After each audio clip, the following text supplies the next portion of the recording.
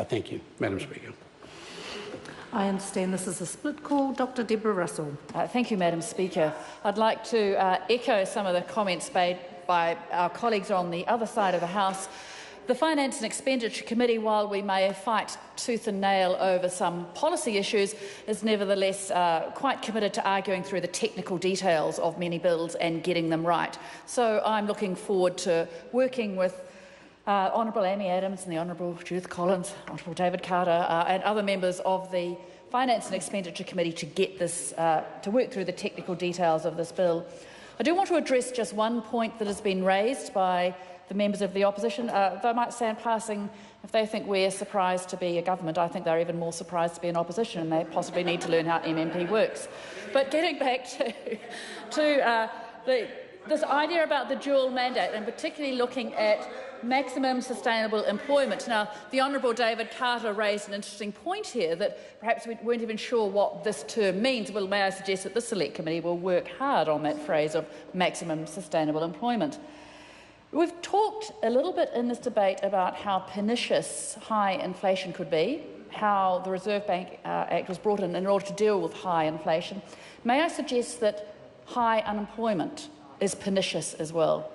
And even that 4% unemployment figure we've had, it disguises partial employment, it disguises the gig economy, it disguises the fact that many people have not had long-term employment, and that has a long-term effect on them.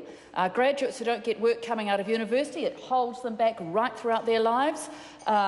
People who don't have sustained employment find that it affects not just their bank balance, but their actual place in the community. So focusing on employment is a worthy goal. It is something that we do need to focus on.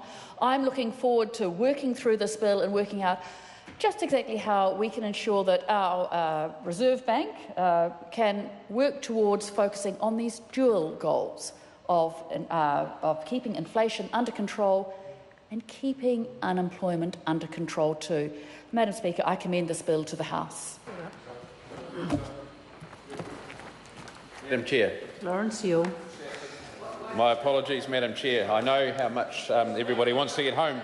Look, it's my pleasure to take a short call on this Reserve Bank of New Zealand monetary amendment. And as we've said, and as this side of the House has articulated already, Madam Chair, there's a great deal in this piece of legislation that we're supportive of. And I see no reason why we won't go through with supporting an independent monetary policy committee and that sort of notion. But actually, I do want to talk about the dual mandate from a slightly different perspective than other speakers, because I am struggling, Madam Chair, to understand what exactly we are trying to fix. For 30 years, I understand it's in the bill.